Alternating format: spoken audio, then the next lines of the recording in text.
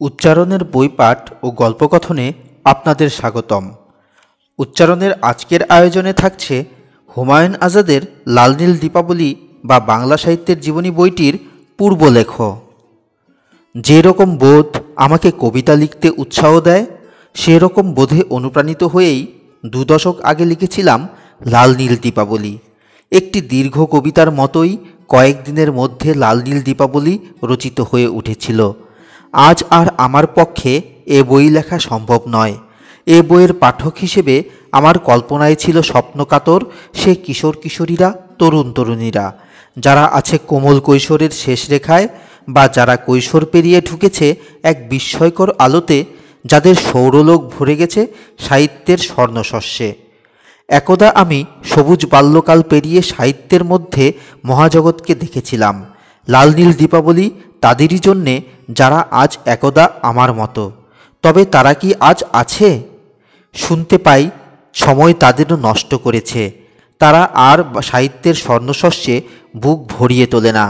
অন্য নানা শোনায় তাদের বুক পরিপূর্ণ। বাংলা সাহিত্যের দিকে তাকালে একসময় আমার চোখে শুধু লাল নীল প্রদীপমালার রূপ ভেসে উঠত। দেখতে পেতাম 1000 বছর ধরে জেলে দেয়া ঝড় লণ্ঠনের মালা। দ্বীপ জ্বেলেছেন কাহনপাত, দ্বীপ জ্বেলেছেন বুড়ো চণ্ডীদাস। 1000 বছর ধরে দ্বীপ জ্বেলেছেন মুকুন্দরাম, চণ্ডীদাস, বিদ্যাপতি, বিদ্যাসাগর, মধুসূদন, বিহারীলাল, বঙ্কিমচন্দ্র, রবীন্দ্রনাথ ও আরও অনেকে। লাল নীল দীপাবলিতে আমি স্বপ্ন নীল কিশোর কিশোরী, তরুণ তরুণীদের চোখের সামনে বাংলা সাহিত্যের 1000 বছরকে আলোকমালার মতো জেলে দিতে চেয়েছিলাম। কয়েক বছর আগে আরেকটি বই লিখেছি আমি, কত নদী সরোবর বা বাংলা ভাষার জীবনী। এ দুটি যুগল বই। আমি চাই এ দুটি একসাথে থাকুক কিশোর কিশোরী, তরুণ তরুণীদের টেবিলে। একটি বলুক সাহিত্যের কথা, আরেকটি বলুক ভাষার কথা। লাল নীল দীপাবলির প্রথম প্রকাশের সময় বিদেশে ছিলাম, তাই রয়ে গিয়েছিল মুদ্রণ ত্রুটি। সংশোধন করতে গিয়ে এবার বইটি নতুন করে লিখেছি। কোনো কোনো পরিচ্ছেদ হয়েছে আগের থেকে অনেক বড়।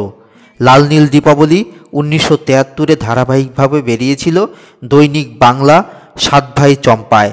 এটিকে আমি কত নদী সরোবর বা বাংলা ভাষার জীবনীর যুগল বই বলে মনে করি বলে এবার এর নামে যোগ হলো বাংলা সাহিত্যের জীবনী। আশা করি এবারও লাল নীল দীপাবলি পাবে কিশোর তরুণদের ভালোবাসা। হুমায়ুন আজাদ, 27 পৌষ 1398, 11 জানুয়ারি 1992, 14 ফুলার রোড, ঢাকা বিশ্ববিদ্যালয় আবাসিক এলাকা।